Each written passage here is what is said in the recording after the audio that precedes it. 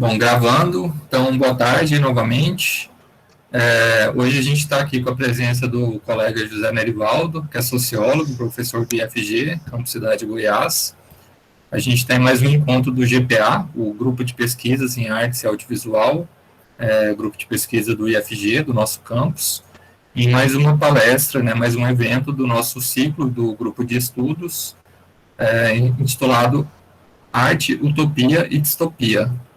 Então, bem-vindo a todo mundo aí. Passo a palavra para o Nerivaldo. Bom, boa tarde. Eu vou tentar ser bem rápido, porque, infelizmente, os alunos reclamam que toda vez que a gente vai fazer exposição nas nossas áreas, história, sociologia, filosofia, a gente fala muito rápido, tem muita informação.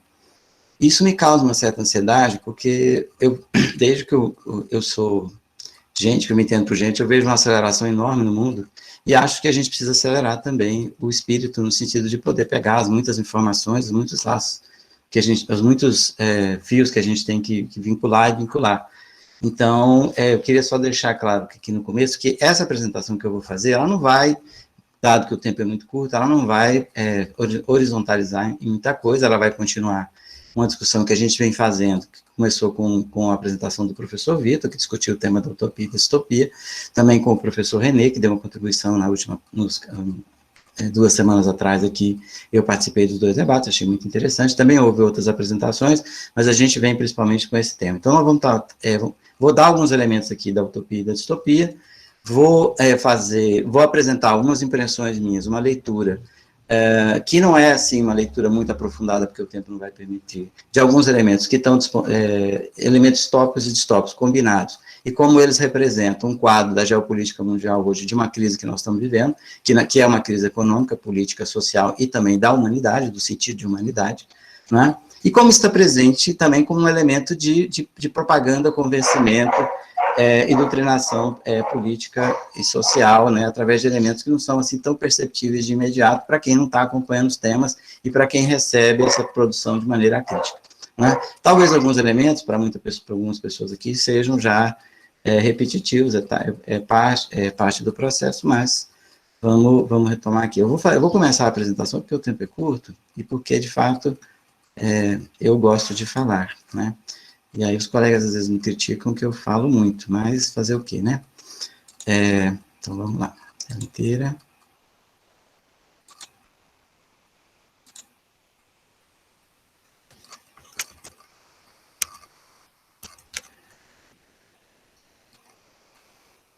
Vocês veem? Por gentileza, podem dar uma resposta no áudio? Sim, está aparecendo. Perfeitamente. Então, assim, o título da apresentação, Utopia e Distopia, na série da Spence, né? Essa série é uma série, eu não vou entrar aqui em detalhes técnicos da série, porque o nosso tempo não permite, mas é uma série que foi produzida originalmente pela Amazon Prime, né? Ela já tem 5 temporadas disponíveis no Amazon Prime, também ela teve disponível no Netflix, 2 ou 3 temporadas. Inicialmente eu vi 2 temporadas lá no Netflix, depois eles tiraram de lá, e depois que eu adquiri o Amazon Prime, eu vi as 5 de novo, as 2 primeiras, depois as 3 no Amazon Prime. Essa série, ela me chamou muita atenção. Eu, pessoalmente, sou um grande apreciador de ficção científica desde a infância, comentava isso com o Adérito aqui antes da gente começar, mas ela me chamou a atenção porque, para mim, e eu vou tentar demonstrar aqui, ela, em grande medida, faz uma representação do quadro que nós estamos vivendo hoje de disputa na geopolítica mundial. Tem vários elementos que ela me parece representar aqui como grandes imagens, e a gente vai tentar mostrar isso aqui, também apresentando um pouco esse quadro, para que a gente entenda as relações que eu fiz aqui. É claro que aqui são impressões pessoais, eu não estou aqui buscando nenhum sentido de verdade, né? E aí, é claro, está aberta ao debate, à discussão e também à reinterpretação. Então, assim, o primeiro elemento que a gente vai discutir é a questão da utopia e da distopia, né? A utopia e a distopia já foram definidas anteriormente, mas eu quero só retomar aqui, porque no meu caso aqui, o que eu estou querendo demonstrar, e isso já apareceu um pouco na discussão que o René fez na apresentação passada, é que o elemento da utopia e da distopia, eles são vinculados, não é possível desvincular eles, quando a gente coloca a questão da utopia, tanto como gênero literário, como questão da disputa ideológica na sociedade, como dos projetos de sociedade, e das imagens que nós vamos construindo, das representações do mundo, sejam elas políticas, sociais, e também da possibilidade de transformação do mundo, não é possível separar as noções de utopia e distopia. A distopia, ela deriva automaticamente da ideia de utopia e está vinculado com alguns elementos da formação da modernidade.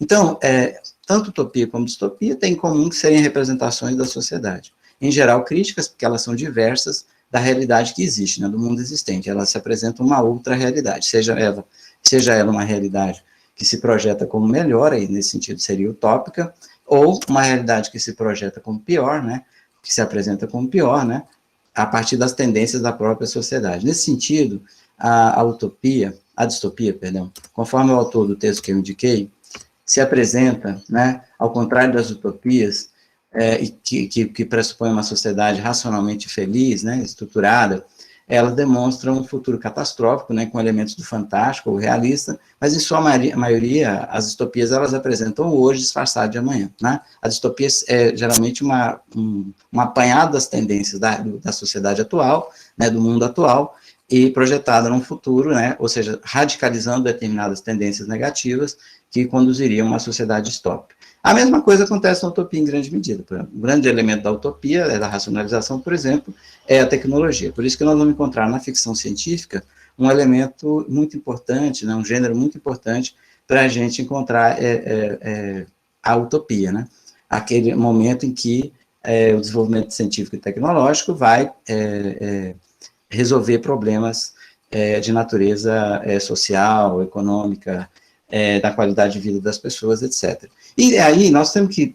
A utopia é um fenômeno que está vinculado fundamentalmente à modernidade. Nós já vamos falar disso aqui. Antes de entrar nesse elemento, o autor que eu indiquei, né, o texto básico que a gente indicou aí, ele dá uma explorada nos chamados gêneros da utopia, né? Então ele fala primeiro do utopismo, né, como sonho social, né, que refere-se às várias formas de imaginar, criar ou teorizar as formas alternativas, por vezes radicais de vida, né? A utopia em si, né, que é uma sociedade inexistente, mas escrita em detalhes, normalmente com tempo e espaços localizados, né? A utopia ou utopia positiva, né, uma utopia em que o autor objetiva que o leitor contemple uma sociedade melhor em comparação à do leitor, né? A distopia ou utopia negativa, né, uma utopia com o objetivo de mostrar ao leitor uma sociedade radicalmente pior em relação ao leitor, a do leitor contemporâneo. Nós exploramos isso muito nas apresentações anteriores, né? Aqui eu não vou entrar nesses detalhes, mas nós estamos falando só dos gêneros. Tem um elemento que é aqui importante, que é a relação entre a utopia e a modernidade. Como eu dizia agora há pouco, essa questão de ver nas possibilidades das tendências da sociedade moderna, contemporânea. As possibilidades de uma sociedade melhor, elas aparecem com a modernidade, né? É claro que nós podemos colocar a origem da utopia, como o outro destacou aí lá em Platão, porque Platão fala na sua República de uma sociedade diversa da dele e que seria perfeita e racional. Isso é duramente criticado logo no começo da modernidade, por Nicolau Maquiavel, né, o fundador da ciência política, que fala que no seu texto vai tratar do mundo real, das sociedades realmente existentes, e não de nenhuma república que não existe em nenhum lugar, né? Então, o próprio Maquiavel, já em 1516, faz essa dura crítica a essa ideia de uma sociedade utópica. Mas, com a obra do Moros, que coloca a questão da utopia, o Moros inaugura uma questão que a modernidade coloca. A revolução técnico-científica dos séculos XVI e XVII, né? O surgimento de uma sociedade em que a máquina, a tecnologia, a ciência, a capacidade do homem de si próprio, de manipular, controlar e dominar a natureza, seja a natureza externa ou a natureza interna, seja através das ciências da natureza, seja através das ciências do homem, que vão se desenvolver nos séculos XVIII e XIX, depois da história, o surgimento da psicologia, da sociologia, onde você vai ter, e da administração mais tarde, também o domínio sobre a natureza do homem, né, ou seja, sobre o próprio homem, vão fazer surgir cada vez mais a ideia da possibilidade de projetar a sociedade racionalmente. A época do racionalismo, a modernidade, a época da ciência e da tecnologia, a época do humanismo, ou seja, do homem colocado como centro, né, da humanidade, a época em que, como Descartes, né, o mundo passa a existir porque o homem existe, né, o cogito ergo sum, né, ou seja, eu existo como homem, como mente, como razão, como sentimento humano, né, como consciência humana. Por isso tenho certeza da existência do mundo, ou seja, o que existe primeiro é o homem, e esse homem que está no centro, também está no topo, enquanto uma racionalidade é também uma racionalidade que, como o Francis Bacon bem definiu, é poder, né?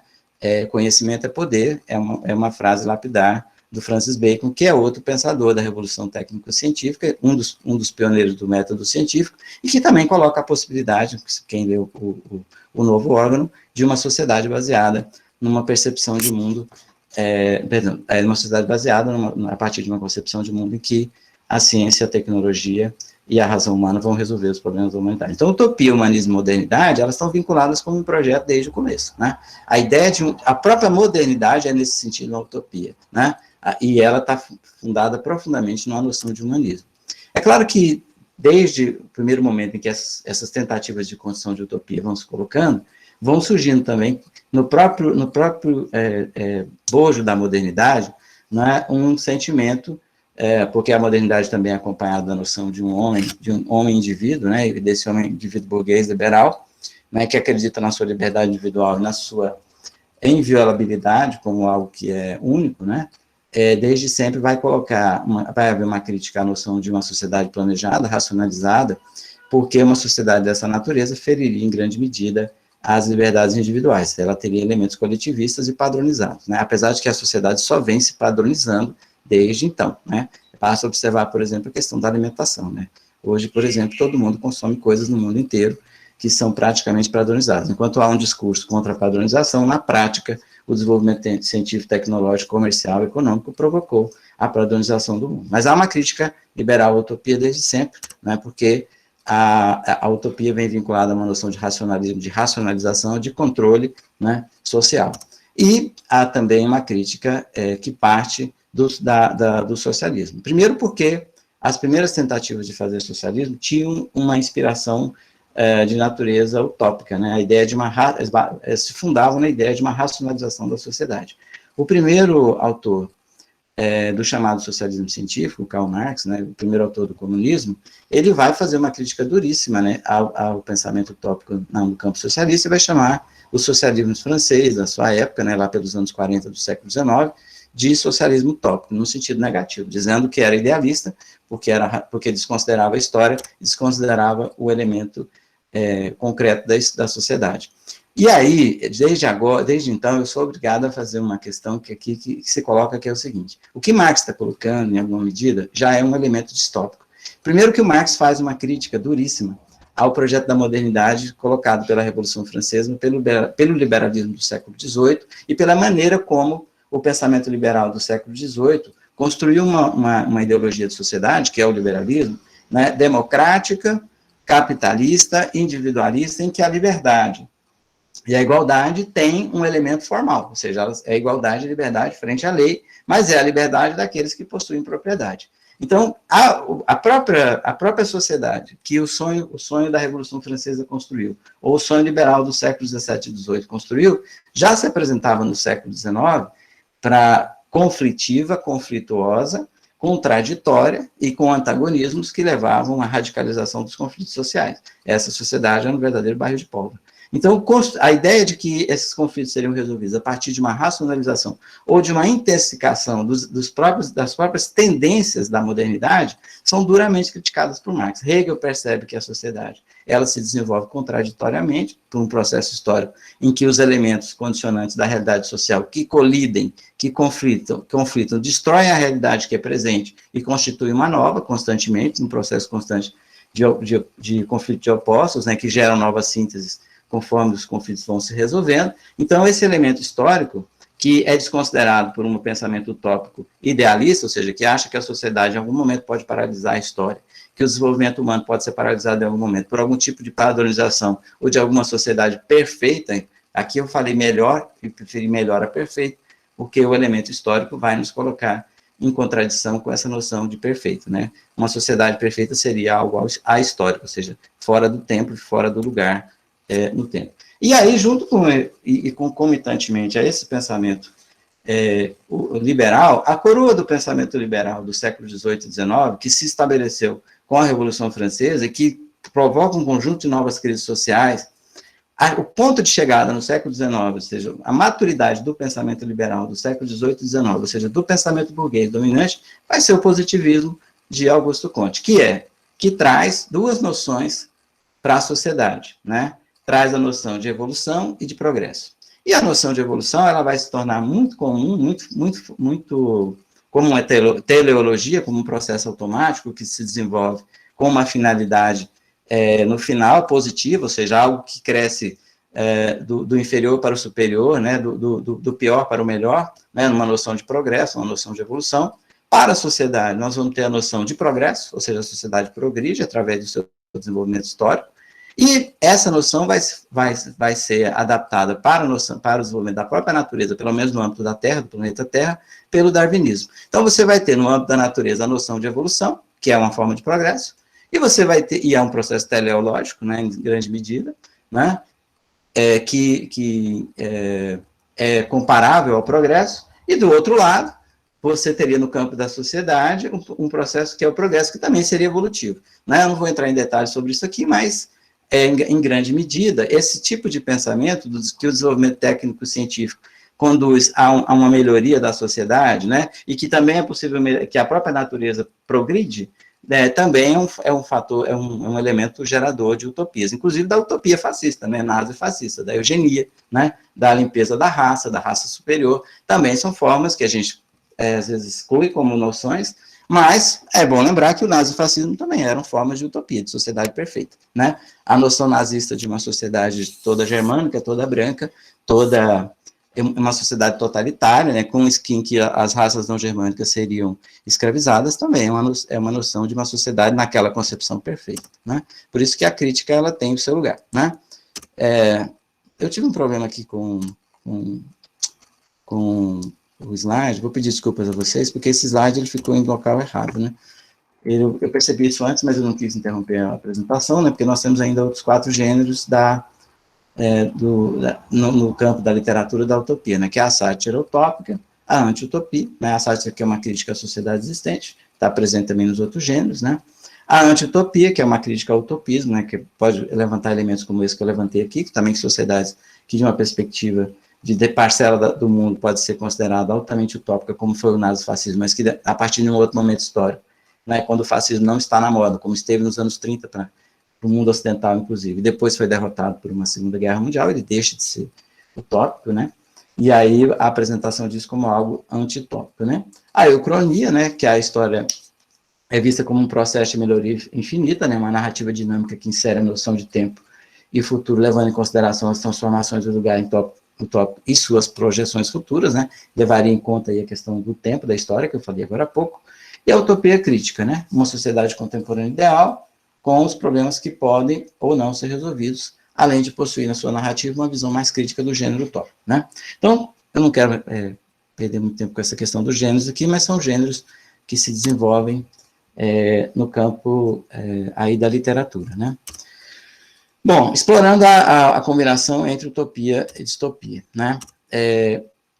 Se nós pensarmos a história de um ponto de vista dialético, né, pensarmos o mundo e a sociedade dentro de um processo de desenvolvimento histórico, e a partir de uma lógica de que a sociedade humana é constituída de elementos que são contraditórios, né, classes em lutas, economia que não é perfeita, relações humanas que são conflituosas em vários sentidos, então nós vamos ter pressupor um método interpretativo que considera as múltiplas determinações dessa realidade, considerando que elas são contraditórias, né?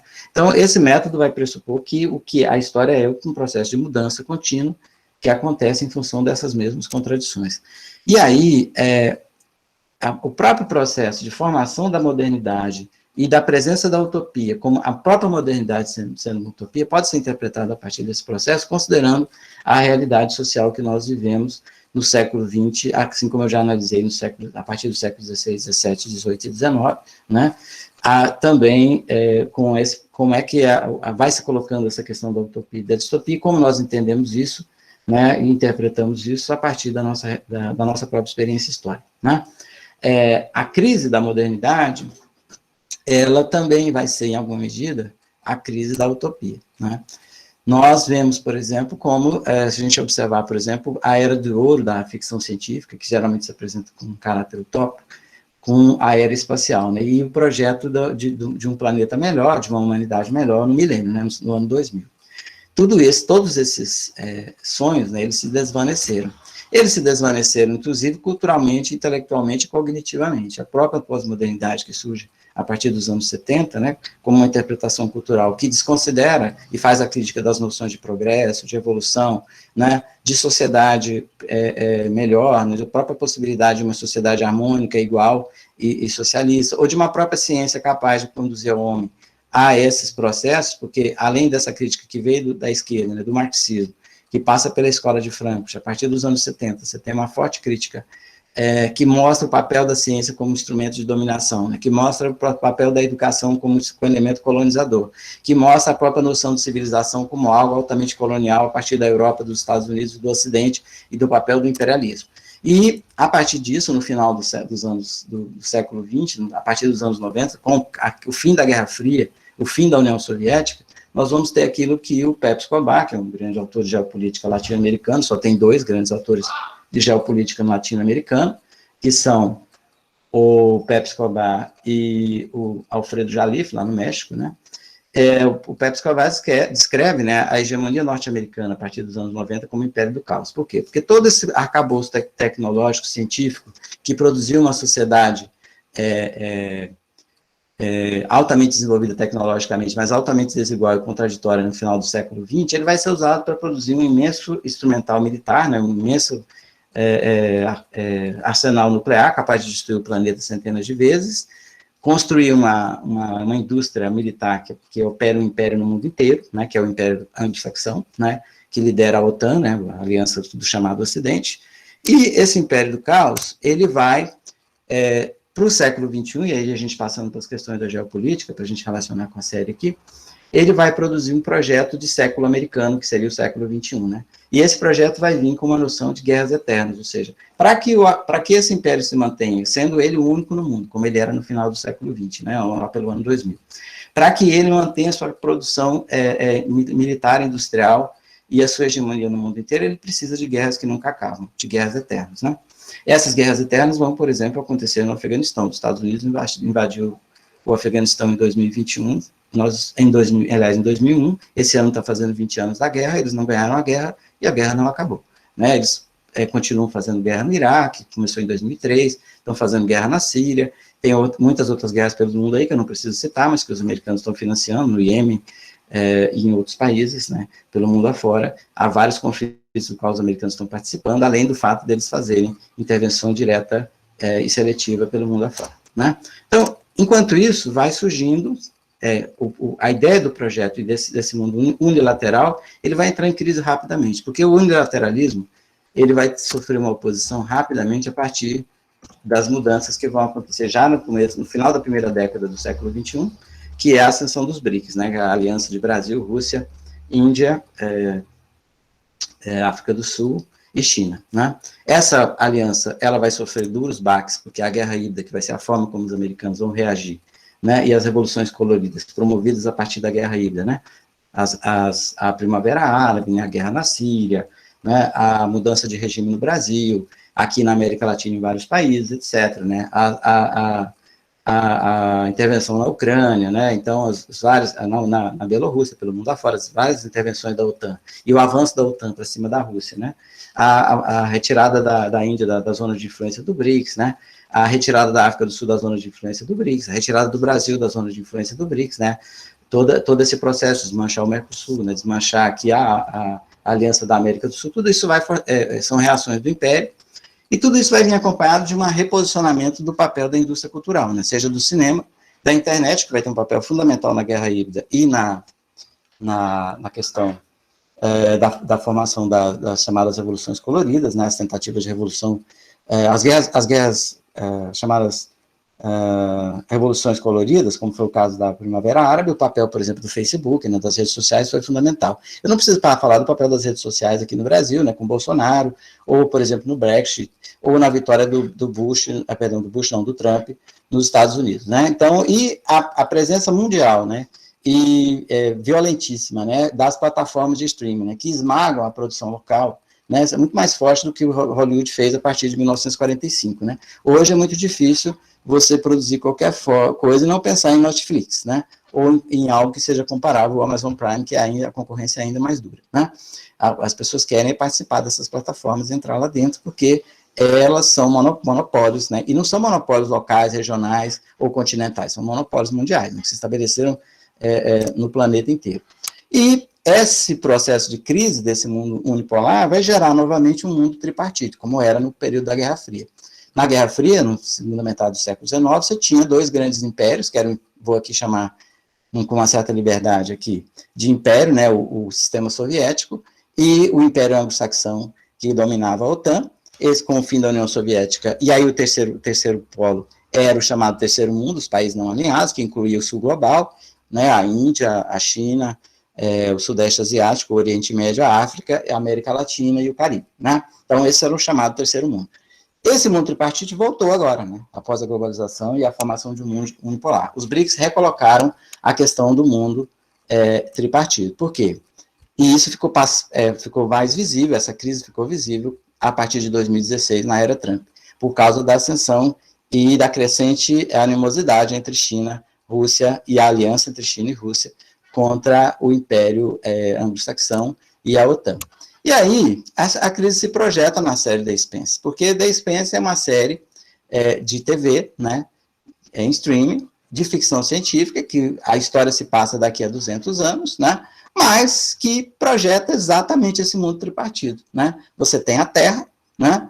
Você tem o planeta Marte e você tem o cinturão de asteroides, né? Você tem aí os três personagens que eu escolhi aqui para representar essas três figuras, que é a Christine Avasarala, né? A Tenente Roberta Draper e o Mark Zinarius. Tem uma série de personagens na série que poderiam ser analisados, o nosso tempo não permite aqui, com seus vários perfis, as várias histórias, né, e anedóticas que acontecem na série, mas aqui eu só estou preocupado com alguns elementos que eu selecionei para essa apresentação. Então, esse mundo ficcional da série aparece também tripartite, com características que lembram muito essas características que eu estava descrevendo aqui. Por exemplo, a Terra, ou ONU, como ela é chamada, é um planeta muito desigual, super povoado e ecologicamente destruído, né? A maioria da população é desempregada e depende da ajuda do governo, está acontecendo em todo o mundo ocidental, né? Você tem aí a luta pela renda básica universal, porque não tem emprego, né? Já que ninguém constrói infraestrutura, já que a tecnologia deixou de ser importante, que é só a financiarização econômica. Eu não vou entrar em todos os detalhes da crítica à crise do modelo ocidental, cada vez mais capenga, né? Quem viu a reunião do G7 essa semana sabe o tamanho da crise, quem está acompanhando isso, né? Mas está muito interessante porque a série começa em 2016, já exatamente no período Trump, né? E os protagonistas terrestres, né, são exuberantes, né? Eles aparecem sempre em locais altamente luxuosos, né? São altamente exuberantes, mas o planeta é uma pobreza total, né? Na maior parte do seu território. E o planeta é dominado, né, por grandes interesses corporativos, por grandes empresas, que são freados apenas por políticos, entre aspas, éticos. Eu só posso ver nisso uma imagem do que como os próprios Estados Unidos se vê, né, como o próprio Império Anglo-Saxão se vê. E automaticamente também é representado como um planeta democrático, onde tem eleições, a população participa, os políticos disputam, né, os projetos corporativos disputam com os interesses políticos, mas os políticos são altamente corruptos e são comprados, né, pelos interesses corporativos, mas há um setor, digamos assim, racional, ético, nacionalista, né, que se preocupa com a humanidade em geral, né, que aí a figura que representa isso, esse verdadeiro totem ético é a Christine, que no primeiro momento ela é assessora do primeiro-ministro, e no segundo momento ela própria, por um conjunto de fatores, eu não quero dar muito spoiler aqui, ela também vira primeira-ministra, né. Marte, que é o planeta que se opõe à Terra, é uma colônia da Terra que se independentizou, né? Ela está num processo de terraformação dificílimo, caro, que exige um sacrifício enorme da população que se independentizou da Terra, se tornou soberana. Ela é coletivista e nacionalista, né? É desenvolvimentista, porque ela tem um projeto de desenvolvimento tecnológico, e aí, em alguns aspectos, a tecnologia de Marte supera a Terra, um pouco parecido com o que está acontecendo com a China, representa muito a imagem de China e Rússia, mas principalmente de China, né?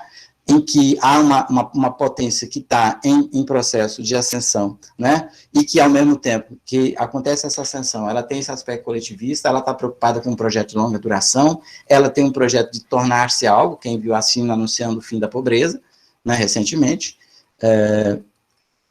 o fim da pobreza em todo o país, né, é muito militarizado, né, sofre com a mudança e se corrompe com as possibilidades de novas fronteiras de desenvolvimento, né, isso como é representado na série. A sociedade marciana, em um determinado momento, ela vai se dissolver, porque ela tem que enfrentar uma nova realidade, então ela entra numa crise que vai ser provocada por esse processo de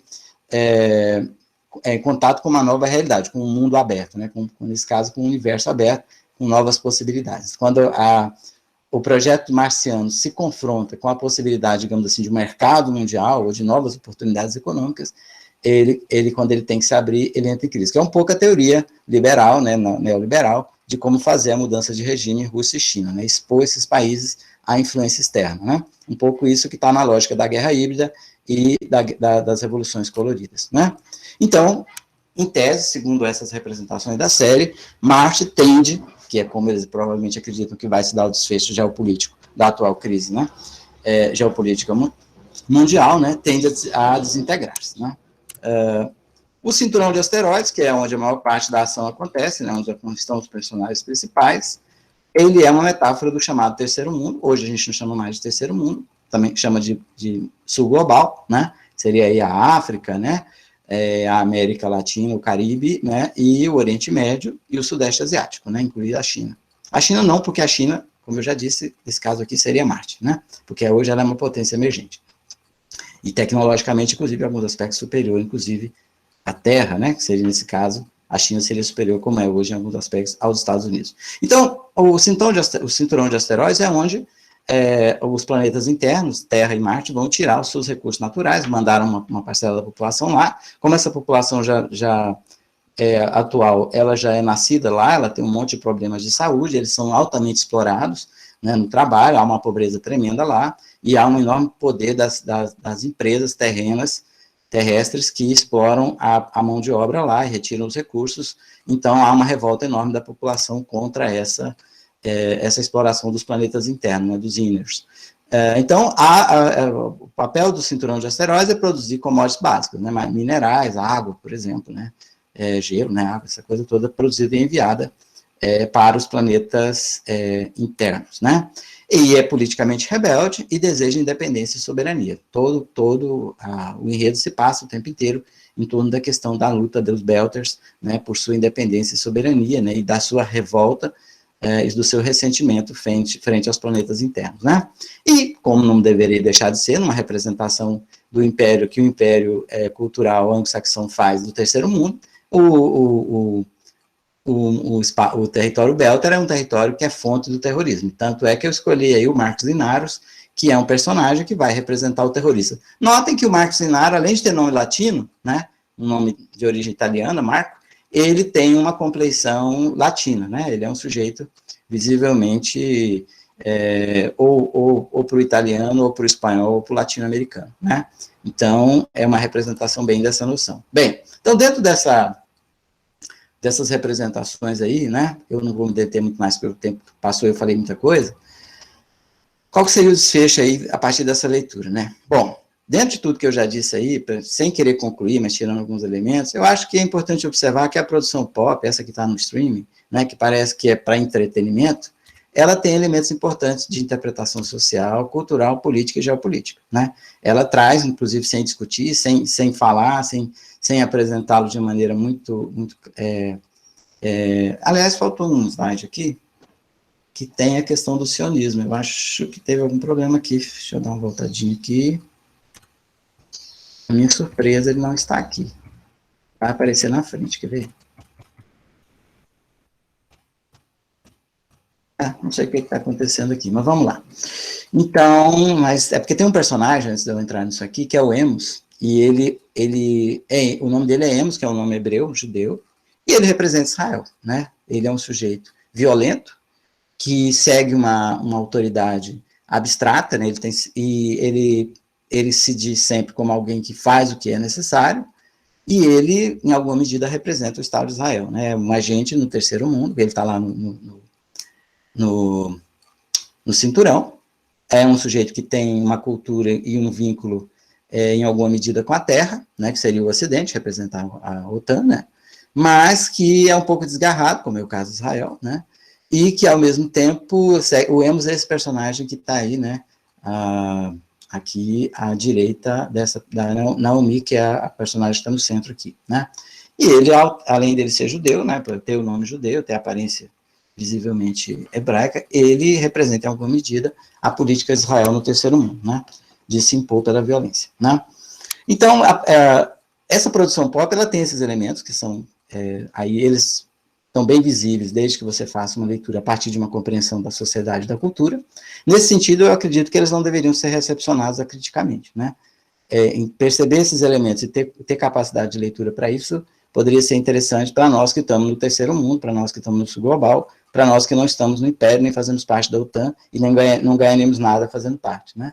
E não importa se esses elementos foram adicionados intencionalmente, eles estão presentes na cultura, é uma tese que eu tenho defendido sempre aqui, que a produção cultural ela não precisa ser construída, para ela ser doutrinadora, para ela ser capaz de convencer e de colonizar, ela não precisa fazer isso intencionalmente, basta que se manipule os elementos que estão presentes na própria cultura. Ontem eu estava vendo um episódio de Os Deuses Americanos, e era muito bom, porque eu gosto muito também de música americana, e estava vendo como é que eles selecionam elementos da cultura pop deles, de uma maneira, assim, altamente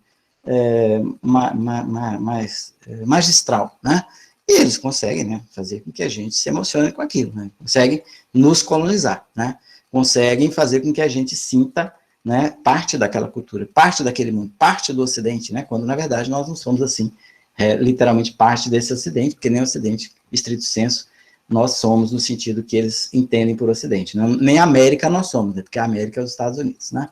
E esses elementos podem ser colonizadores de nossa sensibilidade cognitiva, seja cognitiva para a percepção do que é real, seja cognitiva do ponto de vista político, seja do ponto de vista econômico, seja do ponto de vista científico-cultural, né? E aí a pergunta que fica nessa noção de desfecho aqui é se nós somos capazes de, fazendo essas leituras, essas percepções, produzir nossas próprias narrativas. Só para concluir aqui agora, eu me lembro que o René colocou no Terra e Luz, que é um filme produzido aqui, é claro que a partir de um gênero que vem da influência de Hollywood, que é essa questão do pós-apocalíptico, e ele colocou dois personagens indígenas no final. Eu achei muito interessante aquele desfecho, porque ele trouxe, enquanto o mundo está acabando, né, por conta de zumbis vampiros, sei lá, tem dois índios em perfeito estado de saúde, né, em perfeito estado de harmonia com a natureza, que aparecem no final do filme, e as pessoas devem se perguntar por que eles estão ali. Obviamente que é uma forma de colocar uma perspectiva, uma narrativa a partir da nossa experiência, da nossa sociedade, da nossa cultura. Eu vou parando aqui, abrindo para discussão, porque eu acho que eu falei aí uns 40 minutos, eu peço desculpa se foi tão demorado, se eu trouxe muitos elementos, mas para minha tristeza, a minha apresentação ficou faltando dois... Deixa eu ver se eu consigo projetar aqui os slides. Aqui. Vocês estão vendo? O Amos Burton? Olha aí, representa o Estado de Israel. Ele está lá entre os belgas, né? Obrigado. Então, ele é a figura, né, do sionismo, né? Quem não sabe o que é sionismo, né? É uma visão de Israel, do grande Israel, né? O grande Israel que vai do Nilo ao Eufrates, né? O projeto da construção do grande Israel, que é uma ideologia que surgiu no século XIX, né? E que é baseada na migração de uma população que, na verdade, é de origem turca, que são os judeus do Oriente, do leste europeu, para a Palestina, expulsando os moradores originários, esses sim descendentes, apesar de serem muçulmanos, dos hebreus originais, né? Aí quem quiser conferir isso, tem o livro A Invenção do Povo Judeu, do Shlomo Sand, que eu posso indicar aí, não está aqui nessa bibliografia, mas se alguém quiser mais informação sobre isso, sobre a verdadeira origem de Israel, do que é, está lá, de um arqueólogo israelense, para que ninguém fale que está fora do mundo. E por último, eu queria indicar uma bibliografia extra sobre alguns desses elementos, que um deles eu não pude falar aqui. Ah, sim, tem um outro elemento aqui que é central, peço desculpas que aí também não apareceu na apresentação, está tendo uma falha física aqui, que é o seguinte, que a série, ela tem uns elementos distópicos que eu queria destacar, eu sei que o nosso tempo já está ficando bem adiantado, que droga, voltou aqui, isso aqui dá a gente fazer as coisas de uma maneira apressada. É o seguinte. Então, papel que a série se passa daqui 200 anos, mas o papel da tecnologia é reduzidíssimo, tem a ver com a atualidade isso. Permanece o trabalho manual, o trabalho manual é duramente explorado, não há destaque para a robotização nem para a inteligência artificial, né? A Naomi Nagata é uma engenheira que trabalha com ferramentas e circuitos, consertando naves, trabalho manual duro mesmo, né? Não tem robôs, né? Robôs de nenhum tipo, né? A tecnologia não mudou o sistema econômico, nem acrescentou diferenças significativas na qualidade de vida. Então, a tecnologia não resolveu nada.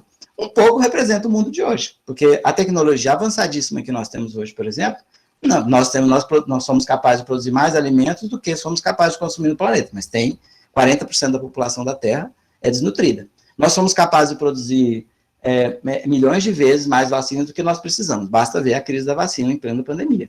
Né? Nós temos capacidade tecnológica para, por exemplo, já poderíamos estar colonizando os outros planetas, mas nós estamos aqui com o processo de destruição da infraestrutura, financiarização e concentração da riqueza e desemprego maciço pelo planeta afora, incapazes de fazer isso. Né? Então, um pouco representa uma noção de que se abandona essa noção utópica do próprio projeto de modernidade, que acreditava que a modernidade, aquele projeto que eu enunciei no começo, que está lá com Bacon, que está lá com Descartes, que está lá com a Revolução Científica do século XVII, ele é completamente abandonado por uma noção, em alguma medida, milenarista, né, de fim do mundo, né, de que a tecnologia não vai resolver nenhum dos nossos problemas e ela é incapaz de resolver isso. Um pouco está vinculado com toda essa crítica e toda essa brutal antipatia e ataque à ciência que a gente está vendo em pleno século XXI aí, né, que o pessoal acha, essa onda obscurantista enorme. E se alguém tiver mais algum interesse em ler mais alguma coisa sobre isso, eu queria só mostrar para vocês o Guerras Híbridas, que é um livro do Andrei Cury, publicado em 2014. Ele é um norte-americano naturalizado russo. Ele é de origem russa, mas nasceu nos Estados Unidos, depois voltou para a Rússia. Ele é um colunista que publica muito, eu leio sempre as colunas dele toda semana, ele publica em inglês.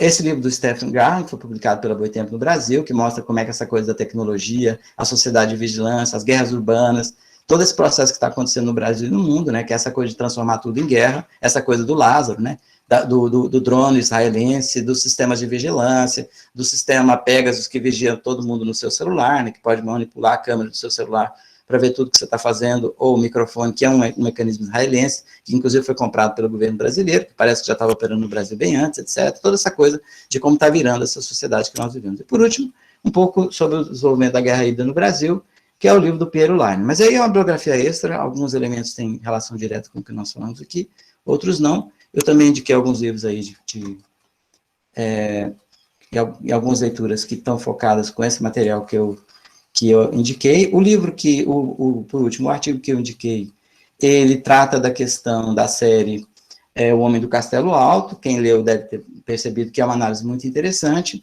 E esse livro, esse artigo, eu usei mais para usar ele como um modelo de interpretação para eu fazer a interpretação da série aqui. É claro que eu não entrei, o tempo não dá, eu estou pretendendo escrever sobre isso. Mas é isso, gente, é um conjunto de impressões, eu espero que eu não tenha cansado vocês muito, né, e agradeço a oportunidade de poder falar e trazer essa discussão aqui, tá? Obrigado, e passo a palavra para o Queijo, né, já falei muito. Valeu, Nerivaldo, muito obrigado, foi excelente. E aí eu vou organizar aqui as inscrições, quem quiser falar aí, é só levantar a mão. Lembrando que pode ser pergunta, pode ser comentário, pode ser o que quiser. Alguém gostaria de começar? Renê, fica à vontade. Olá, boa tarde, quase noite, né? Parabenizar o Nerivaldo também, agradecer a apresentação. Eu achei bem interessante. Eu tentei assistir a série para a apresentação, mas eu consegui ver só 2 episódios, e vou comentar daqui a pouco, mas foi até boa a apresentação do Nerivaldo, porque os 2 episódios que eu vi, essa parte geopolítica, é tanta coisa que eu fiquei confuso, assim, eu fiquei com dificuldade de entender o que era o que, e agora ficou mais claro, porque eu imagino que é uma coisa... Vai sair a 6ª temporada agora, por isso então, que imagino que é algo né? que você tem que ver a série toda para entender direito o que está acontecendo. Mas achei muito legal.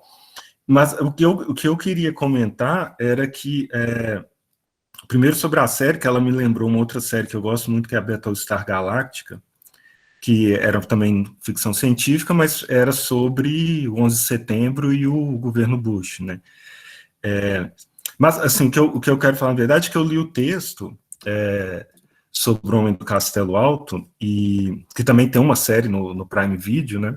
Mas que ali eles estão falando da parte literária, né? Que eu nunca soube, na verdade, se é um livro ou se é um conto, porque, inclusive no texto lá fala como livro, mas eu li ele numa coletânea de contos, então eu nunca soube se é um conto grande ou um livro pequeno.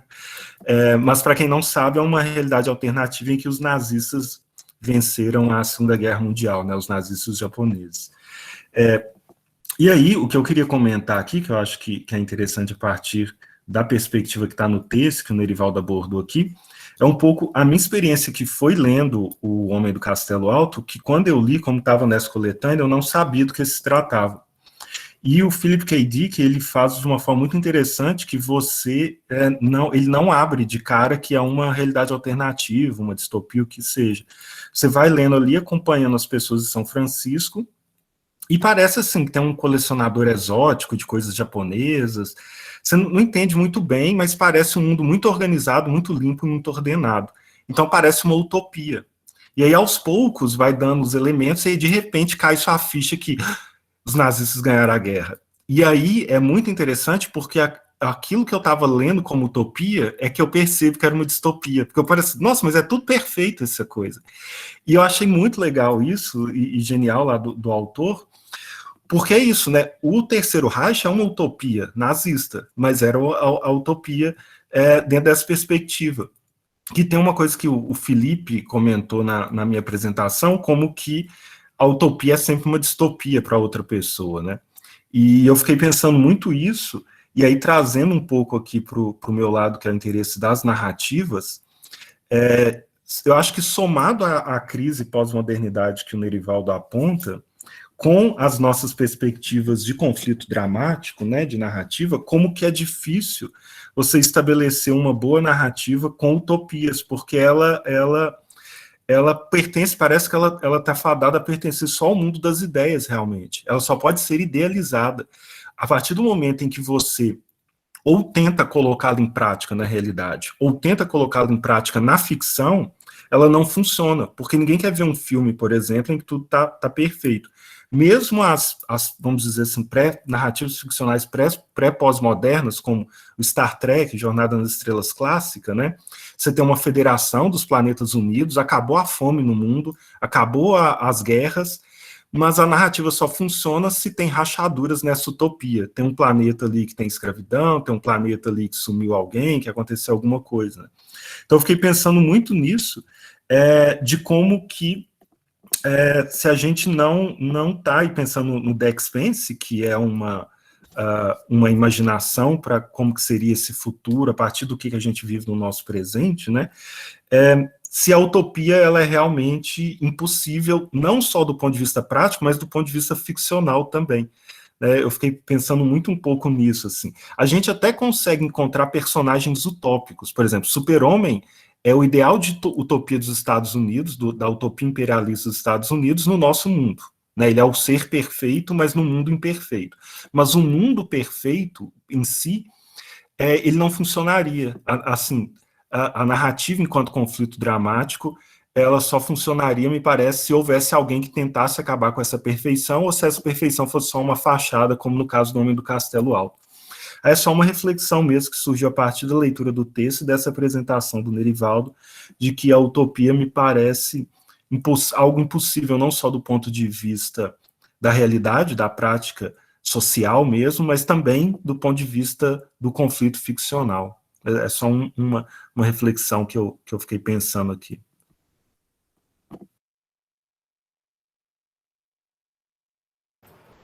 Fica à vontade. Vou ser bem rápido. René, é o seguinte, quando você falava, eu me lembrei da fala do Mr. Smith no Matrix, para quando ele está torturando o Morpheus, né? Que ele fala que eles fizeram uma Matrix perfeita, e que aí a colheita inteira perdeu, né? Os seres humanos morreram, porque eles acharam que aquilo era um sonho, e queriam acordar do sonho. Então, eles não aceitaram aquele mundo perfeito, né?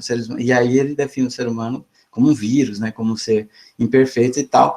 Tem esse elemento, mas assim, Uma das formas, por exemplo, uma das armadilhas que o autor desse texto que eu usei caiu, que é o seguinte, provavelmente ele não é leitor de obras marxistas, né? E aí ele cai numa leitura que os liberais fazem do marxismo sem ler o marxismo, que é achar que o marxismo é utópico, né? Que o Marx é utópico. E aí ele fala que aí é uma forma liberal de dizer que o marxismo, por exemplo, o Marx começa a sua crítica ao socialismo, quem leu o Manifesto Comunista, chamando os socialistas franceses e ingleses da sua época de utópicos. Então, o marxismo rejeita a utopia já de cara. Por quê? Por isso que eu coloquei aquele elemento histórico. A partir de uma perspectiva de dialética histórica, de que a humanidade ela é imperfeita, e que isso é uma condição humana, né? Dada a nossa...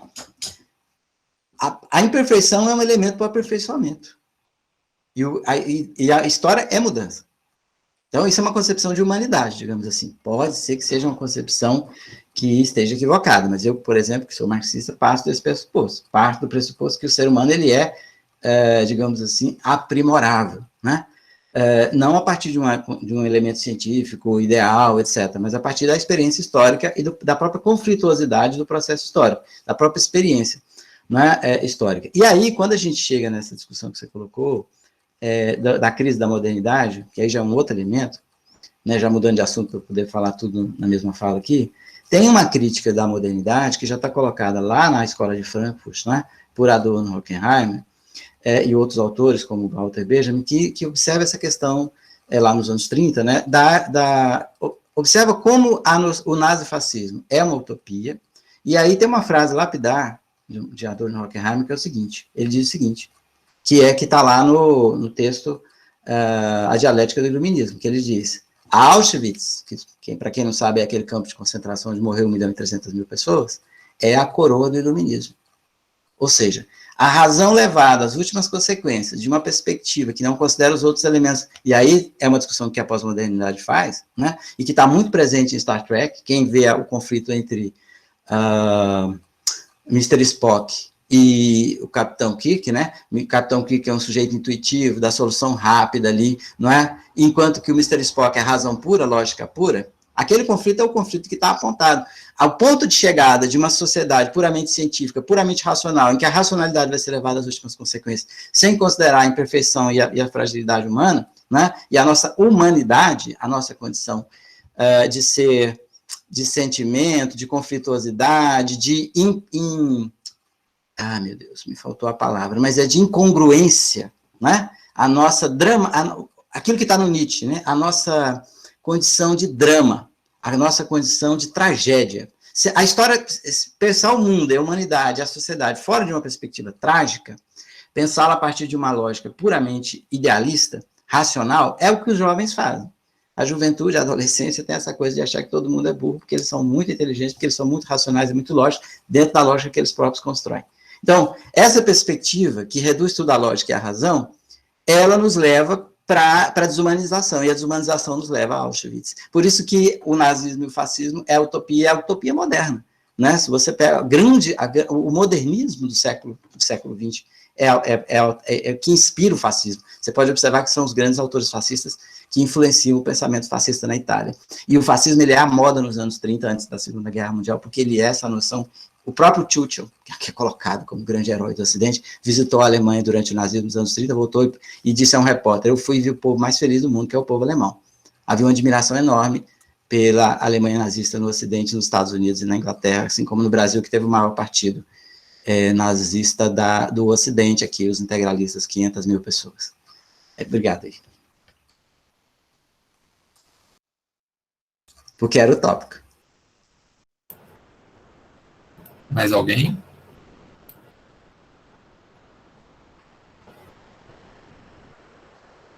Adria, fica à vontade. Oi, gente, boa tarde para quem chegou depois. Merivaldo, gostei muito da sua fala, né? Como sempre, para nós, assim, das ciências humanas, é sempre muito importante essa contextualização, né? E como você fez toda uma trajetória histórica, pensando os conceitos de utopia e de distopia, eu comecei a ler, já deve ter um ano e meio, 2 anos, sobre a perspectiva do afrofuturismo, né, sobretudo no cinema e na literatura. E fiquei pensando aí esses conceitos de utopia e distopia na perspectiva da população negra que vive um contexto de diáspora, né, de sequestro, de colonização, de escravidão, uma realidade de dor de quem teve e tem ainda muita dificuldade em afirmar uma identidade que não seja marcada por esses traumas, né? E o que eu percebo na linha histórica que você apontou, inclusive da crise da modernidade, é que existem, inclusive quando você cita o Terra e Luz, que realmente um dos momentos mais importantes do Terra e Luz para mim é o indígena ali no final, né? Porque dá um insight para a gente pensar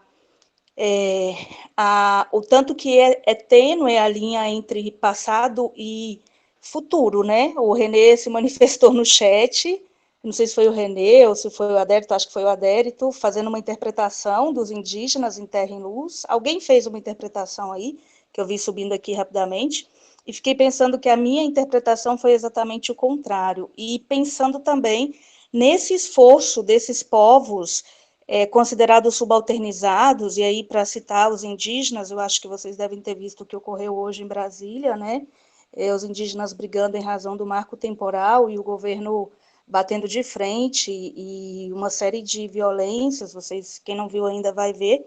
Aí eu fiquei pensando nesse desafio da construção dessa narrativa para esses povos que vivem esse contexto de diáspora e o tanto que é importante fazer o link com essa crise da modernidade, né? Eu, como uma mulher negra e que fui ler esses estudos justamente para tentar dialogar com alguns estudantes de cinema que queriam pensar essa perspectiva afrofuturista, e estou tentando fazer uma pesquisa com um estudante nosso das artes visuais nessa área. Uma das questões que a gente tem levantado é sobre o quanto, para essa população da diáspora, essa utopia, ela não existe. O que existe é uma distopia, e ainda quando se fala numa distopia, ela é a confusão do próprio ser. O que significa ser? Porque é uma subjetividade que é elaborada num contexto de crise, né? É uma subjetividade que, para ser reelaborada, ela precisa quebrar com a história linear, com essa lógica, com essa razão racional de uma linearidade do tempo histórico, e pensar, inclusive, outros tempos históricos, né? Como é o caso de uma grande pesquisadora das artes visuais, e aí eu dialogo aqui com Wagner e Ana Rita, que eu estou muito impressionada com ela, que é a Leda Maria Martins, que traz a ideia do tempo espiralar para as sociedades negras, e pensando na perspectiva das artes visuais. E uma outra, que eu até queria saber se o Nerivaldo conhece, que eu estou muito encantada, que chama Denise Ferreira da Silva, ou talvez outro colega que conhece. Estou muito encantada com ela falando sobre a dívida impagável para esses povos, e pensando, então, dentro dessa perspectiva da utopia e da distopia, o quanto o cinema e as artes em geral têm produzido repetidas imagens, aí, sobretudo essa mídia hegemônica, que não mostra as resistências, os enfrentamentos desses povos como um motivo de orgulho, e que mostra muito mais, é uma produção muito mais, que coloca muito mais esses povos numa posição subalternizada, né? Então eu percebo que existe aí uma tentativa desses povos de resistência, inclusive na construção de um ideal de futuro, e um ideal de futuro que não passa pelo tempo linear, no sentido de o que é que existe para lá, para o futuro, para além, como tem a nossa imaginação ocidental colonizada. Povos africanos e povos indígenas, sobretudo a população negra em diáspora, tem feito muito esse retorno dessa viagem da volta, de uma tentativa de resgatar no campo da sua ancestralidade aquela história, aquelas marcas, né, que se perderam. Então, eu tenho percebido um movimento afrocentrado, que é uma tentativa de buscar outros marcos que ficaram para trás, desde que o africano sequestrado do continente passa pela árvore do esquecimento e é obrigado a esquecer as suas origens. Então, quando a gente fala de utopia e distopia para o mundo ocidental, e aí ficcional, no sentido que você apresentou da série, também nos leva a pensar, muito nessa provocação que o René disse que ficou pensando, eu não estive no último encontro, sobre o quanto utopia e distopia para muitos recortes étnicos, sociais, raciais, na pegada da lógica ocidental, do pensamento ocidental, das teorias e dos intelectuais ocidentais, não se adequa, né? Então, era só para provocar um pouquinho aí a reflexão. Obrigada.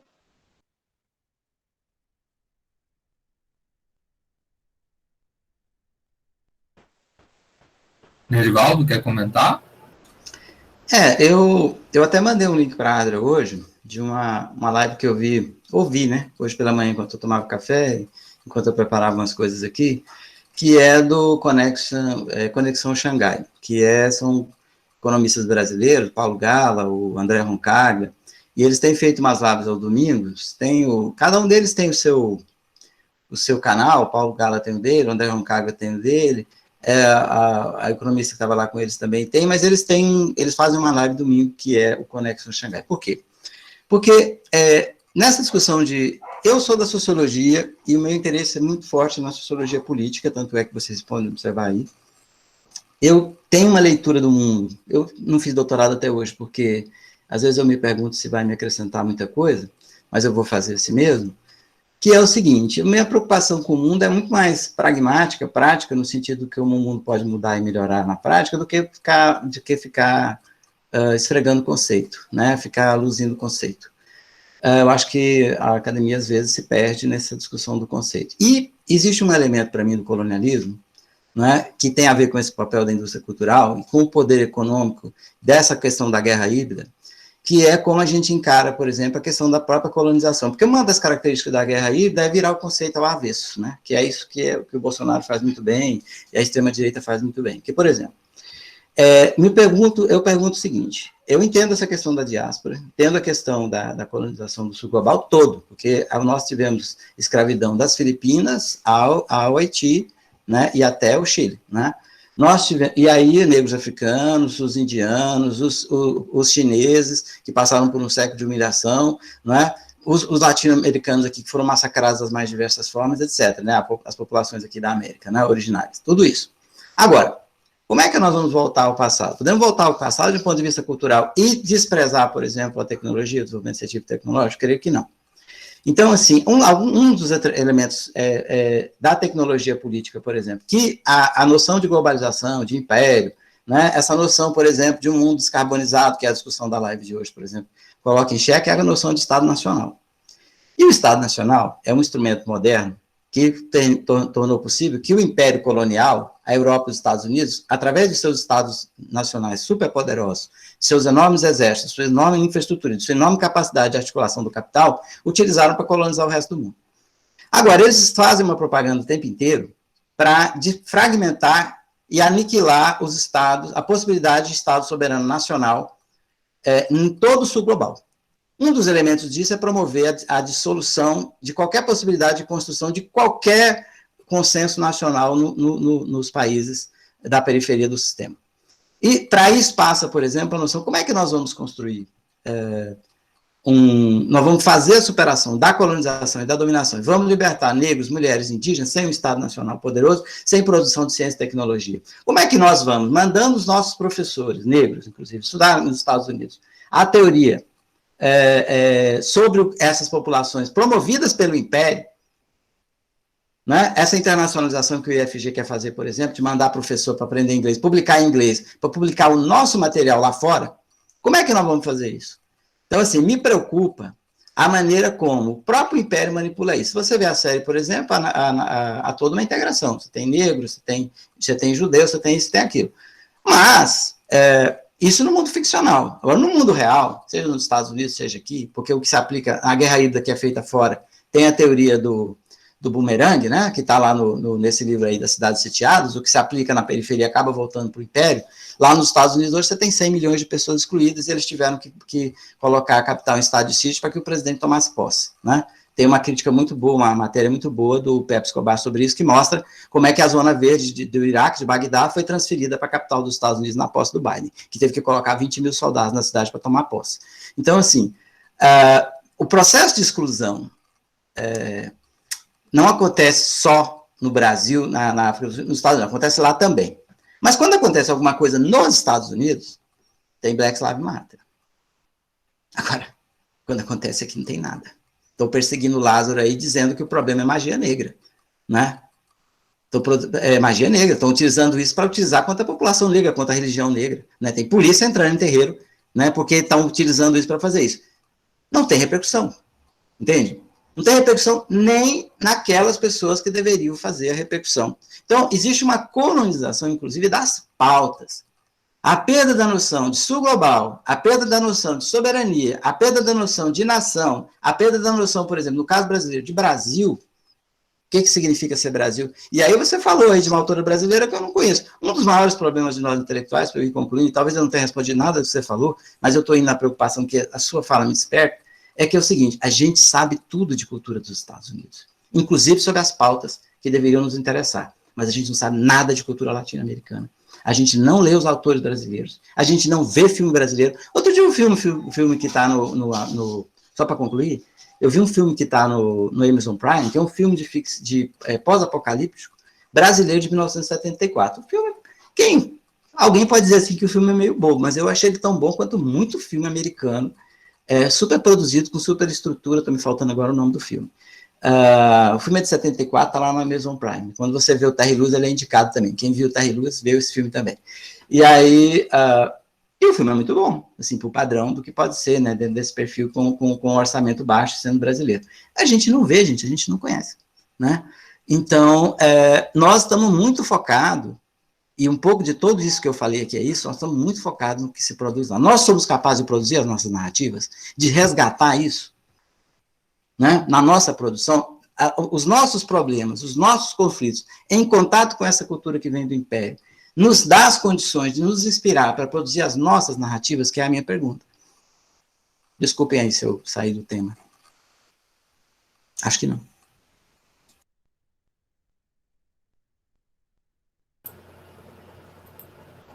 Mais alguém? Esse mesmo adepto, quem é Beta? É do Nelson Pereira dos Santos, né? Achei muito legal, não conhecia, não. Ele é pouco conhecido mesmo. Agora está rolando um processo de...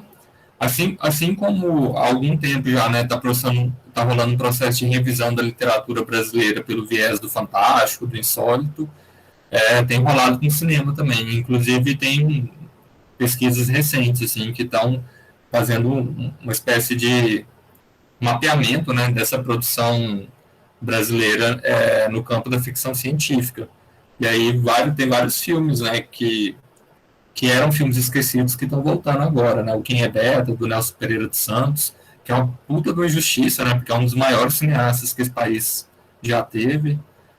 Abrigo Nuclear, Brasil Ano 2000, tem uma série de filmes aí que estão sendo resgatados. Renato, quer falar?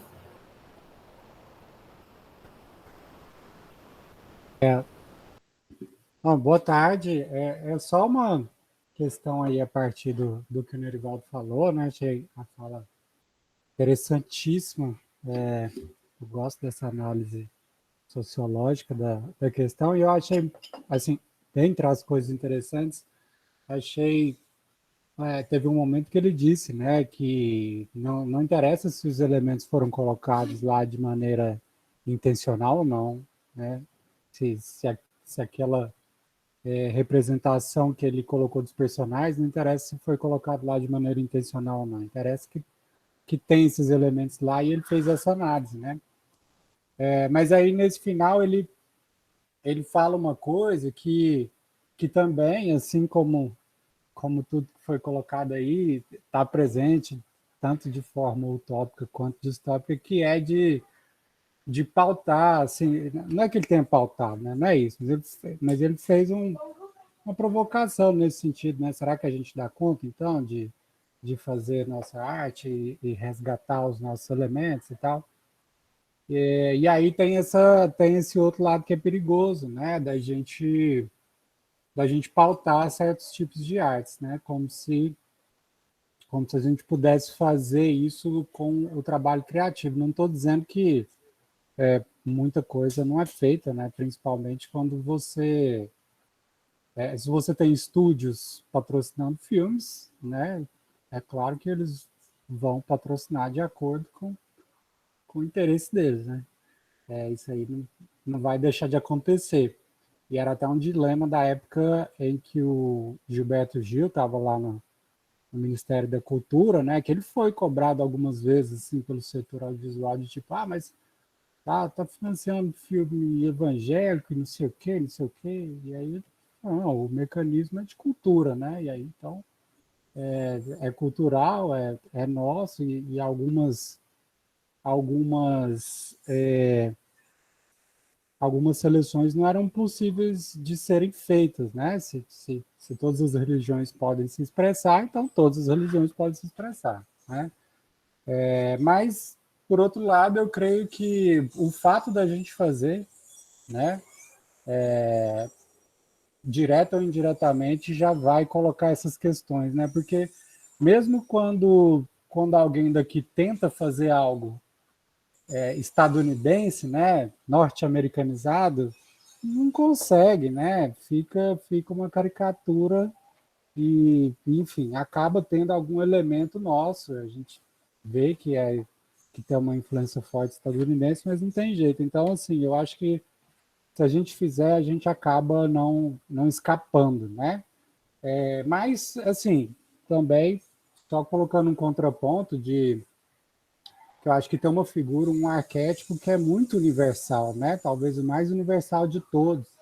Está presente no Ocidente, no Oriente, nos negros, nos brancos, nos amarelos, em todo mundo que eu já vi, de todas as etnias, tem uma figura importante que é o idiota, né? Ele está em todos os lugares, ele é de direita, ele é de esquerda, ele é de... então, assim, o fato da gente fazer não exclui a gente de produções idiotas, né? Mas é uma questão que a gente tem que estar atento, né? De cultivar a nossa própria cultura, de pensar o mundo a partir das nossas experiências, e também um outro aspecto, o Merivaldo falou agorinha aí, da questão da integração latino-americana, né? Que é quem está próximo da gente, né? Eu realmente, quando fui falar com alguém em espanhol, uma pessoa argentina, e ela não me entendia e eu tive que recorrer ao inglês, eu me senti envergonhado, né? E aí falou inglês comigo, eu falei inglês com ele, e eu sou brasileiro e ele é argentino, né? Não sei se ele se sentiu envergonhado como eu, mas eu me senti. De nem ter muita lógica, assim, a gente ter, por exemplo, o inglês como segunda língua, num país ilhado por praticamente todos os lados aí, de vizinhos que falam espanhol, né?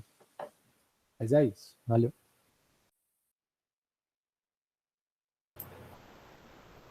Mais alguém gostaria de falar? Desculpa aí, só queria falar uma coisa para o Renato. A minha proposta não é pautar intencionalmente pela cultura brasileira, Renata. A minha preocupação é se os nossos produtores, os nossos intelectuais, não só do audiovisual, eles conhecem a cultura brasileira. Porque a partir do momento que você conhece a cultura brasileira, você lê a literatura brasileira, você conhece a história brasileira, se você conhecer, por exemplo, a história da cidade de Goiás, está repleto de narrativas fantásticas. Porque história, né? História é historiografia, né? E aí tem várias, inclusive várias versões da mesma questão, né? Você tem o relato popular, você tem a tradição oral, vários elementos. Então, assim, quando a gente começa a penetrar nessa cultura, você vai ver que a riqueza é enorme. E isso não é só no Brasil, em qualquer lugar, né? Agora, o que me preocupa um pouco é que nós somos pautados pelo gênero, nós somos pautados pela forma, né? Nós somos pautados pela técnica, e a gente, às vezes, é pautado também pelo tema, certo? Pela temática, pela maneira como os elementos se articulam. Quando eu leio Lima Barreto, né, veja bem, Machado de Assis era muito influenciado pela literatura britânica, contemporânea. Você vê ele tem muito, quem estudou ele mais profundamente, eu li algumas coisas sobre isso recentemente, ele é muito pautado pela literatura britânica daquele momento. Então, assim, Machado de Assis é um autor conhecido como um grande autor brasileiro e tal, grande romancista brasileiro, mas ele tem vários elementos estilísticos que são copiados da literatura americana, mas ninguém pode negar que, apesar de todos esses elementos estilísticos, ele tem uma produção profundamente brasileira, carioca, do século XIX, que tem um elemento, inclusive, de constituição de imagens e de arquétipos do que é o Brasil naquele momento. E ele faz isso que você está falando aí, porque é claro que nós somos brasileiros, e quando a gente produz, por mais que a gente tenha todos esses elementos, vai ter um elemento nosso. Agora, eu acho que isso se torna mais intenso quando nós começamos a perceber, por exemplo, que nós nem somos a China, nem somos a Rússia, nem somos a África, nem somos os Estados Unidos, nem somos a Argentina. A Argentina não entende que a gente fala em espanhol, não, porque em português, porque o português do Brasil, a pronúncia é muito diferente, eu coloquei no chat. A gente usa muitos fonemas a mais do que os espanhóis para pronunciar as mesmas palavras, as mesmas letras. Então, eles não conseguem entender como a gente entende o espanhol, por exemplo. Eles falam, a gente entende, e eles não entendem, porque a gente fala você, né, é do mesmo jeito que fala picolé. Então, a coisa é meio complicada para eles. Bom, aí não importa. E aí, é isso que eu estou dizendo. Não estou dizendo que a gente tem que pautar no sentido... Para concluir, eu não acho que é possível... Eu não sou a favor de nenhuma perspectiva de capturar a arte a partir de uma perspectiva política. Eu acho que isso empobrece a perspectiva artística. Eu não sou a favor de você reduzir a arte a uma militância política, certo? Eu acho que aí você reduz aí se censura, limitação, tem vários elementos nesse sentido. Não sou a favor disso. Mas eu acho que seria importante que a gente procurasse conhecer o Brasil. Isso global. Merivaldo, aproveitando, assim, já que você falou especificamente do cinema, né, e a gente tem aqui grande parte dos presentes aqui são do curso de cinema, eu estou fazendo uma pesquisa de mapeamento da produção brasileira de horror e acabei de conferir aqui os dados. De 95, né, que é o ano que a gente considera como a retomada do cinema brasileiro, depois da crise da Embrafilme, da extinção da Embrafilme com o Collor, até o ano passado, quer dizer, desculpa, 2019, né, eu ainda estou em 2020, até 2019, o Brasil lançou 1.972 filmes longas-metragens nos cinemas. Então, estou falando de 1972, quase 2.000 longas-metragens, com cadastro na Ancine, com certificado de produto brasileiro e lançados comercialmente nos cinemas. Então, no caso do cinema, eu acho que não é uma colonização simplesmente da mentalidade dos produtores de cinema. Eu acho que é, antes de tudo, uma colonização de mercado, né? A gente sabe que há pouquíssimas políticas públicas e pouquíssima política de reserva de mercado para o cinema brasileiro, né? E que tem piorado cada vez mais, né? A gente, inclusive, de impostos que antes eram impostos gerados pelo próprio setor, destinados para a produção de filmes, estão em risco hoje, com o atual governo. E é impressionante como mesmo a gente e eu falo isso porque eu assisto o cinema brasileiro, assim como eu leio muita literatura brasileira desde a minha adolescência, e sempre tive um interesse muito grande por isso, assim, né?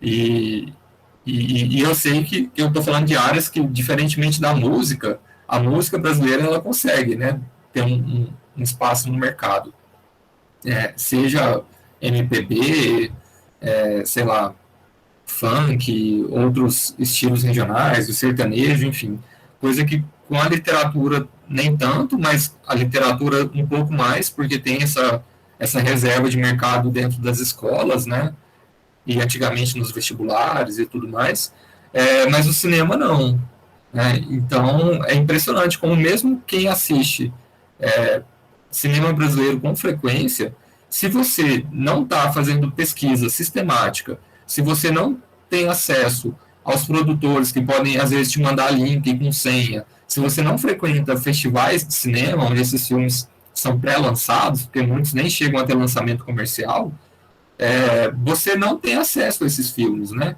E aí depois, claro, né, você pode recorrer às plataformas de making-off, nessas plataformas de torrent, mas eu acho que no caso do cinema, especificamente, é principalmente um problema de mercado, assim, de acesso, de distribuição e acesso à sala de cinema, né? Que eu acho que é o problema mais grave que o cinema brasileiro enfrenta hoje, que na verdade é o mesmo desde os anos 50, 40, né? Mas enfim, é isso, era só para fazer essa marcação pontual aí. Eu concordo, Tércio. Quando a gente vê a produção brasileira de cinema, a gente percebe que tem muitos elementos originários e que ela é profundamente brasileira. Em geral, é. Pode ver aqui o filme goiano, aqui, quando a gente vê, né? O próprio filme daqui do estado de Goiás. A gente tinha um cineclube aqui, onde a gente podia chamar o cinema, começo aqui do campus, a gente chamava o pessoal, tinha produção local e tinha essa marca, né? A gente vê isso no Nordeste, vê, né, no Rio São Paulo também. Eu concordo. Mas eu acho que há uma tendência com as plataformas de streaming de que isso fique ainda mais padronizado. Porque elas é que estão ditando o que vai ser produzido. Eu vejo, por exemplo, série russa é Hollywood. Eu vejo filme chinês, é Hollywood. Inclusive, eu vi uma discussão no Kaiser Report, que é um canal que tem na RT, em espanhol. Kaiser Report é um canal sobre investimentos e dinheiro, né? Mas é um canal que eu acompanho sempre, porque eles sempre fazem análise geopolítica também da economia. E eles trouxeram um cara lá, que é um cara que era produtor de Hollywood e tal, é investidor financeiro, esses caras que arrumam dinheiro para, ao mesmo tempo que é produtor, é um cara que articula financiamento para Hollywood. E ele saiu da indústria, agora está mexendo só com investimento financeiro. Não vou lembrar o nome dele agora, mas depois eu posso pesquisar e passar. E aí ele publicou um livro recentemente sobre criticando o fato de que os americanos ensinaram os chineses a fazer filme, ao estilo Hollywood, né? E preocupado com o poder soft da China, ele é um pouco imperialista, a visão dele é um pouco ingênua também, aquela coisa meio exagerada da direita radical norte-americana, meio fantasiosa, que é meio que subestima os chineses, né? Que é de achar assim, que agora a China vai copiar o modelo do soft power norte-americano, né, que é essa coisa da colonização cultural, e aí vão fazer muito filme também, e vão dominar o mundo culturalmente, né? E eu me lembrei agora de uma outra fala, que aconteceu inclusive nessa outra live que eu falei do Conexão Xangai, que foi se não me engano, uma entrevista da Hillary Clinton, no começo da década passada, que quando o pessoal começou a falar de China, ela falou assim, não, mas a China não é perigo para nós, não, a China não tem Hollywood, não tem as nossas universidades, não tem essa capacidade que nós temos de dominar a narrativa, né? De fazer isso através da mídia, do cinema, da produção literária e universitária, que é uma coisa que o pessoal não... que para mim é a maior crítica. A minha maior crítica nem é o cinema, a televisão e a mídia que é corporativa, mas é a universidade, onde a gente devia ter autonomia intelectual. Quando eu vejo intelectual brasileiro, de esquerda, fazendo vídeo no YouTube, né, de que eu estou aqui em Harvard, né, ou tirando foto na Champs-Élysées, né, com a grande viagem da vida dele, me perdoe, né, é muito colonizado, além de ser muito brega, né, desculpa aí meu sincericídio, tá, vamos adiante, desculpa aí. Vai sair no vídeo no YouTube, né? Mas vamos lá. Adria, você gostaria de comentar? Eu vi que você fez uma postagem aqui no chat. Se você quiser, eu passo para você e depois Vitor.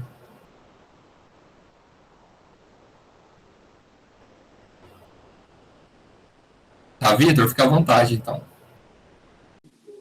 Obrigado, Adélio. Obrigado. Merivaldo, boa noite. Não tive a oportunidade de falar ainda. Na verdade, é só para fazer um comentário mesmo sobre essa questão dos streamings e da padronização que me chama muita atenção, que é a questão de que não só eles determinam o estilo, né, porque geralmente, inclusive, eles encabeçam as produções, né, eles não estão mais nem comprando coisa de produtores, já estão dando a grana para fazer, mas é uma questão de que as pessoas acabam achando que cria-se uma ilusão de que eles são um grande acervo, né, que você tem acesso a tudo, mas a gente tem que ficar atento para a questão da curadoria que eles fazem, né, e que se a gente depender totalmente dele, a gente vai perder filmes no ar, assim, né? Às vezes filmes importantes, inclusive a Netflix tinha um acervo até de filmes mais antigos, que agora vai tirando, enfim, eles conseguem moldar uma curadoria geracional, né, isso é muito, muito, muito preocupante, é muito importante para a gente fazer uma análise e desconstruir esse discurso de que a gente tem mais acesso a filmes do que a gente sempre teve, assim, porque eu tenho todos os filmes Amazon e Netflix, e se você der uma enxugada ali, grande parte agora que eles estão realmente virando um monopólio, principalmente a Netflix, são as porcarias que eles fazem, os enlatados deles.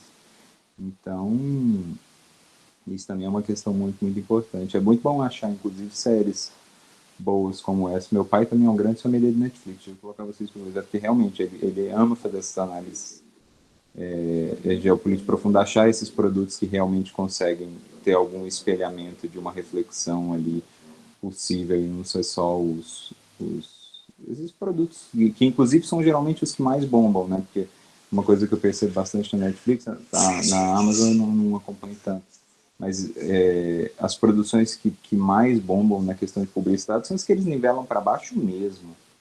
Assim, então, o nível de produção, realmente, sim, você foi muito certeiro. Eu não sei se foi você ou o Renato, desculpa agora mais falar, que a estrutura deles é muito mais poderosa do que Hollywood e tem essa coisa soft de você estar em casa, né, acessar o seu celular, aquela coisa de você achar que você domina, quando, na verdade, quem está com o arreio é você. É isso, obrigado, excelente palestra. E eu acho que um dado assim que não pode ser deixado, é tão óbvio, né, que a gente até se esquece dele às vezes quando a gente fala desse serviço de streaming, que é um salto muito grande de poder de informação que eles têm em relação aos estúdios hollywoodianos, que mediam seus sucessos ou em números de bilheteria ou de renda, né, posterior, de venda para televisão, DVD, produtos, né, licenciamento para produtos, ou pesquisa qualitativa, né, que poderia acontecer formalmente, né, ou, enfim, a partir de mapeamento em fóruns de fãs e tudo mais.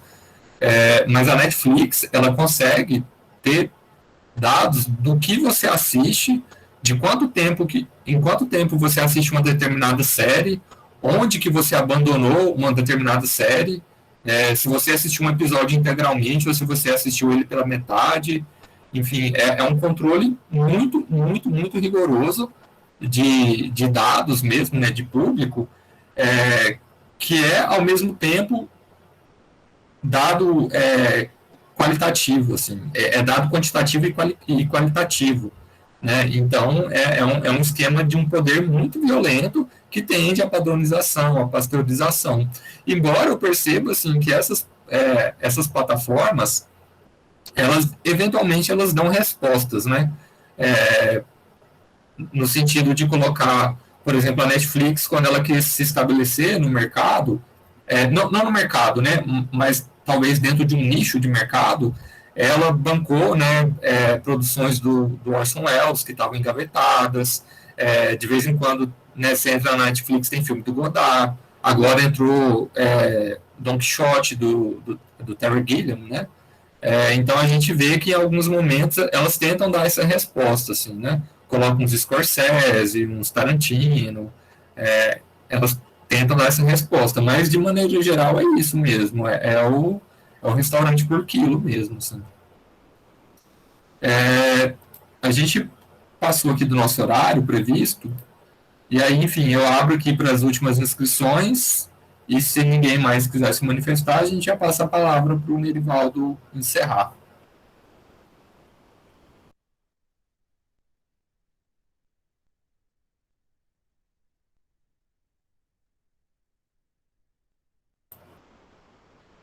Nerivaldo, acho que você pode encerrar.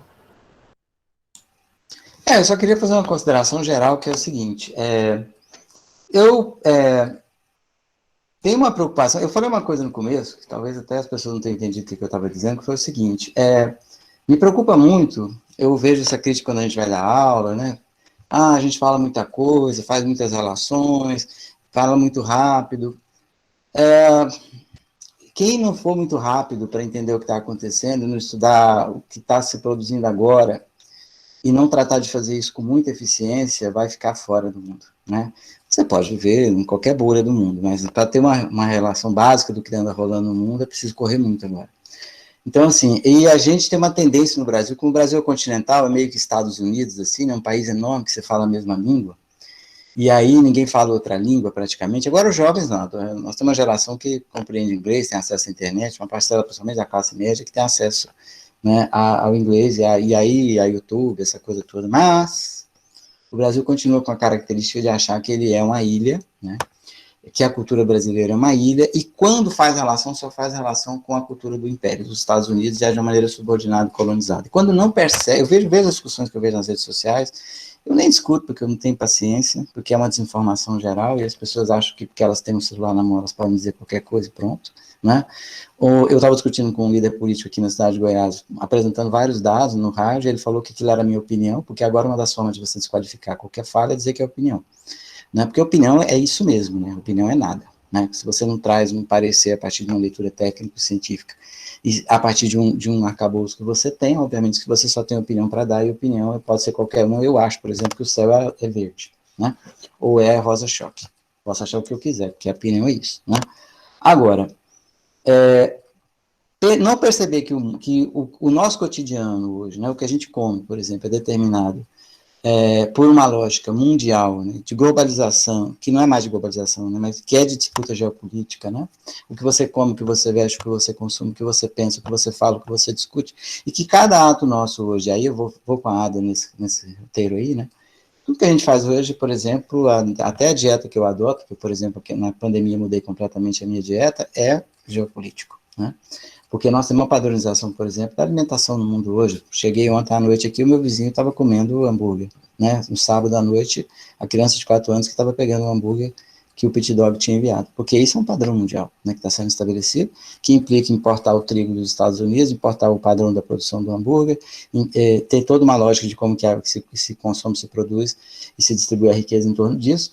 Então, cada ato nosso hoje, né, que vai do comer ao vestir, ao falar, ao pensar, é político, né? Mas é um político que não é só local, regional ou nacional, ele está dentro de uma disputa internacional, que implica em conflitos, em guerra híbrida, em manipulação do pensamento, da indústria cultural, da inversão, da pós-verdade, não é? Da mudança na percepção cognitiva, não é? Das operações psicológicas, né? De um mundo de supervigilância, de supercontrole, de superespionagem, né? De controle algoritmo, etc. Eu acho que esse é um mundo altamente distópico, para realmente concluir. E nesse mundo altamente distópico tem muita inspiração para a gente fazer uma produção fantástica. Uma das coisas que eu mais adoro nessa coisa do Lázaro é o tanto de meme que tem. Porque as pessoas já sacaram que esse negócio tem muito de manipulação, né? Manipulação racial, manipulação na questão do aumento, de garantir mais mecanismos de vigilância, de aumentar as leis de vigilância, da guerra urbana, de botar mais empresas israelenses, startup, vendendo tecnologia para o Brasil aqui, porque eles participaram do mecanismo do golpe, etc. Né? Tem um monte de gente que já sacou isso, mas não dá para falar tudo isso para que as pessoas entendam todos os detalhes. Como é que as pessoas fazem? Fazem um meme, né? Então, gente, o que não falta é oportunidade de produzir narrativas, né, da nossa perspectiva. Obrigado aí pela oportunidade. Muito obrigado, Nerivaldo. Obrigado a todo mundo aí que participou. E é isso. A gente encerra hoje e em breve estará no YouTube. Boa noite, um abraço aí para todo mundo.